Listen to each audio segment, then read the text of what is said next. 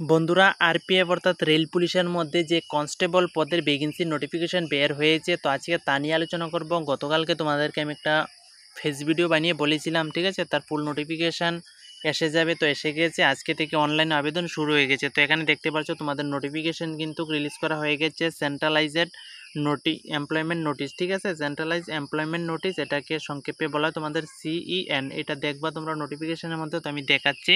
তো দেখো নোটিফিকেশনটা খুব সুন্দরভাবে কিন্তু এই বছর রেডি করা হয়েছে। তো এখানে দেখো নোটিফিকেশনটা যেটা হয়েছে মেইন, এটা হচ্ছে নোটিফিকেশান আরপিএফ কনস্টেবল এবং এসআই দোনোটা নোটিফিকেশান এসে গেছে।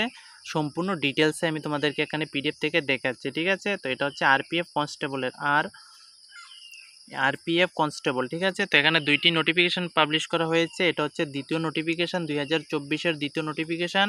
আর আরপিএফ যে এসআই রয়েছে, আরপিএফ এসআই, সেটা হচ্ছে তোমাদের 1 নম্বর নোটিফিকেশান। আরপিএফ এসআই হচ্ছে তোমাদের 01/2024, ঠিক আছে। আর এটা হচ্ছে 02/2024 দ্বিতীয় নোটিফিকেশান।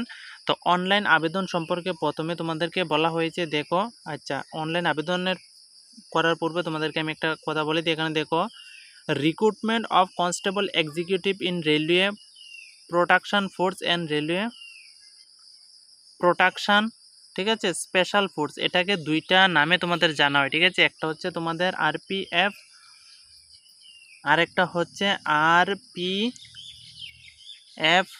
হ্যাঁ, ঠিক আছে, আরপিএসএফ। একটা হচ্ছে আরপিএফ আর একটা হচ্ছে আরপিএসএফ। এটা দুইটা নামে কিন্তু কি ফোর্সটাকে তোমাদের জানা, মানে তারা বলে দুইটা নামে, ঠিক আছে। তো এর মধ্যে যে কোনো দুটার মধ্যে দোনোটাই সেম, ঠিক আছে, নাম দোনোটাই সেম, কিন্তু পুলিশ কিন্তু তোমাদের একটাই, ঠিক আছে, আরপিএফ। আচ্ছা, তো আমি এখানে তোমাদেরকে বলে দিই, দেখো।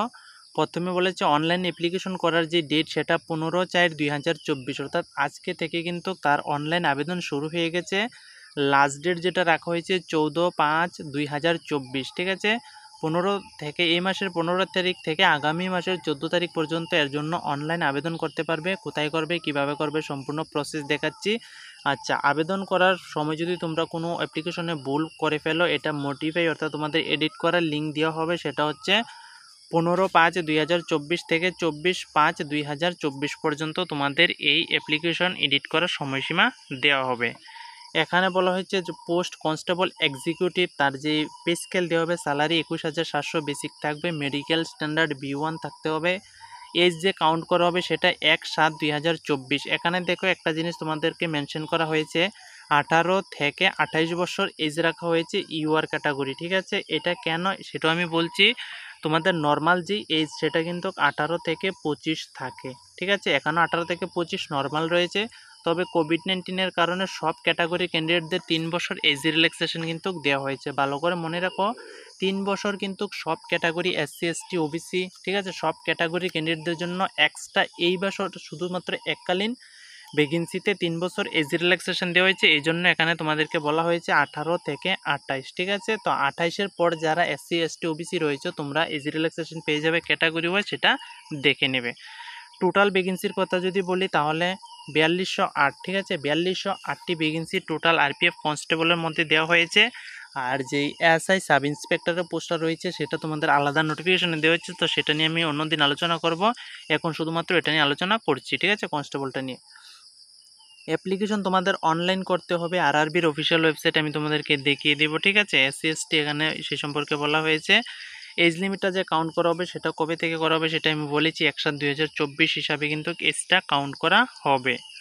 আচ্ছা, নিচে আরও কিছু ইম্পর্টেন্ট ইন্ট্রোডাকশান দেওয়া হয়েছে তোমাদের এই রিক্রুটমেন্ট সম্পর্কে। সবগুলি কিন্তু আমি যেগুলি তোমাদের ইম্পর্টেন্ট রয়েছে সেগুলি আলোচনা করছি। তো এখানে দেখো, নর্মাল যেটা থাকে 18 থেকে 25 বছর এজ, এখন কিন্তু এজ রিল্যাক্সেশন 3 বছর এক্সট্রা এককালীন দিয়ে কিন্তু 18 থেকে 28 করা হয়েছে। এখানে তারা কিন্তু সেটা বলেও দিয়েছে। আচ্ছা, এখানে ডেট অফ বার্থ সবগুলি তুলে ধরা হয়েছে। অ্যাপ্লিকেশন দেখো, এখানে অ্যাপ্লিকেশন ফর অল ক্যান্ডিডেট, ঠিক আছে, যারা আবেদন করবে তাদেরকে বলা হয়েছে 500 টাকা অ্যাপ্লিকেশন ফি কিন্তু তোমাদের এখানে দিতে হবে, ঠিক আছে। তার মধ্যে 400 টাকা তোমাদের রিফান্ড করে দেবে। কখন করে দেবে যে সেটা এখানেও বলা হয়েছে, দেখো, যখন তুমি সিবিটি অর্থাৎ কম্পিউটার বেসিড এক্সামে যখন বসবে, এক্সামটা হবে, তারপরে কিন্তু তোমাদের 400 টাকা ফি রিফান্ড করে দেবে, আর 100 টাকা কিন্তু তারা রেখে দেবে। আর যারা SC ST ex serviceman female minority economy backward classes ঠিক আছে রয়েছে তাদেরকে কিন্তু 250 টাকা অ্যাপ্লিকেশন ফি দিলে চলবে, ঠিক আছে, এখানে কিন্তু বলা হয়েছে। অ্যাপ্লিকেশন ফি কিন্তু তোমাদের অনলাইন দিতে হবে, ঠিক আছে, অনলাইনে কিন্তু রাখা হয়েছে। তো বাকি নিচে যে যে বিষয়গুলি দেওয়া হয়েছে সেগুলিও আমি তোমাদের এখানে তুলে ধরছি। এখানে আবেদন তোমরা অল ইন্ডিয়া থেকে আবেদন করতে পারবে, ঠিক আছে, অল ইন্ডিয়া থেকে আবেদন করতে পারবে। আর এডুকেশন কোয়ালিফিকেশন শুধুমাত্র 10 পাস, এখানে দেখো মাধ্যমিক চেয়েছে, শুধুমাত্র মাধ্যমিক পাস হলে কিন্তু তোমরা এখানে আবেদনটা করতে পারবে, ঠিক আছে। ফিজিক্যাল সম্পর্কে এখানে বলা হয়েছে যদি মেল ক্যান্ডিডেট হয়ে থাকো তাহলে 1600 মিটার দৌড়তে হবে 5 মিনিট 45 সেকেন্ডের মধ্যে। যদি ফিমেল ক্যান্ডিডেট হয়ে থাকো তাহলে 1600 মিটার দৌড়তে হবে 3 মিনিট 40 সেকেন্ডের মধ্যে। মেল ক্যান্ডিডেটদের 14 ফিট তোমাদের লং জাম্প হবে, আর হাই জাম্প 4 ফিট হবে। ফিমেল ক্যান্ডিডেটদের 9 ফিট তোমাদের লং জাম্প হবে, আর 3 ফিট হাই জাম্প হবে। এগুলি কিন্তু ফিজিক্যালের মধ্যে হবে, ঠিক আছে। আর হাইট তোমাদের ইউআর মেল ক্যান্ডিডেটদের জন্য 165 সেন্টিমিটার, ফিমেলদের জন্য 157 সেন্টিমিটার। যারা নর্থ ইস্ট থেকে রয়েছে, ত্রিপুরা থেকে রয়েছে, তোমরা কিন্তু 162.5 সেন্টিমিটার হলে আবেদনটা করতে পারবে। তো এগুলি হচ্ছে আরআরবির যে অফিসিয়াল ওয়েবসাইট রয়েছে, তোমরা কিভাবে আবেদন করবে, কোথায় থেকে করবে সেগুলি। তো আমি এগুলি তোমাদেরকে দেখাচ্ছি। এখানে দেখো আরআরবি, তোমাদের অনেকটি আরআরবি রয়েছে, তোমরা যে আরআরবির অধীনে রয়েছে সেই আরআরবির অধীনে আবেদনটা করতে পারবে। যারা ত্রিপুরা থেকে রয়েছে, নর্থ ইস্ট থেকে, তোমরা কিন্তু আরআরবি গুয়াহাটির অধীনে রয়েছে, গুয়াহাটির অধীনে পড়ো, ঠিক আছে। আরআরবি গুয়াহাটি আসাম স্টেটের মধ্যে রয়েছে, তো সেই আরআরবি গুয়াহাটির মধ্যে কিন্তু গিয়ে তোমরা আবেদনটা করতে পারো। আরআরবি গুয়াহাটি কোথায় রয়েছে আমি দেখি, এখান থেকে দেখে নিও তোমরা, ঠিক আছে। আরআরবি গুয়াহাটি কিন্তু তোমরা আবেদনটা করতে পারবে নর্থ ইস্টের ক্যান্ডিডেটরা। বাকি আরআরবিগুলি তোমরা দেখে নিও যে আরআরবির অধীনে রয়েছে। তো নিচে আর কি রয়েছে সেগুলি আমি তোমাদেরকে বলে দেবো, ঠিক আছে। এখানে তোমাদের আর বেশি কিছু নেই, তো সম্পূর্ণ প্রসেস কিন্তু আমি তোমাদেরকে বলে দিয়েছি। এডুকেশন কোয়ালিফিকেশন বলে দিয়েছি, সবগুলি কিন্তু বলে দিয়েছি, ঠিক আছে। আর পোস্টগুলি তোমাদেরকে এখানে রাখা হয়েছে, তো সেই পোস্টগুলি আমি তোমাদেরকে এখানে বলে দেবো এখন। এটা হচ্ছে ভ্যাকেন্সি টেবিলটা। তো এখানে ক্যাটাগরি হয়েছে তোমাদের ভ্যাকেন্সি দেওয়া হয়েছে UR SC ST OBC EWS, ঠিক আছে। টোটাল ভ্যাকেন্সি মেল ক্যান্ডিডেটদের ফিমেল ক্যান্ডিডেটদের এখানে তুলে ধরা হয়েছে। তো একটা বড় কোয়ারি এখানে রয়েছে, 2018-19 যে ভ্যাকেন্সিগুলি বের হয়েছিল সেটি কিন্তু তোমাদের গ্রুপ ওয়াইজ হয়েছিল, ঠিক আছে। Group wise north east group তোমাদের, তারপর সেন্ট্রাল রিজন, এরকম গ্রুপ ওয়াইজ ভ্যাকেন্সি দেওয়া হয়েছিল।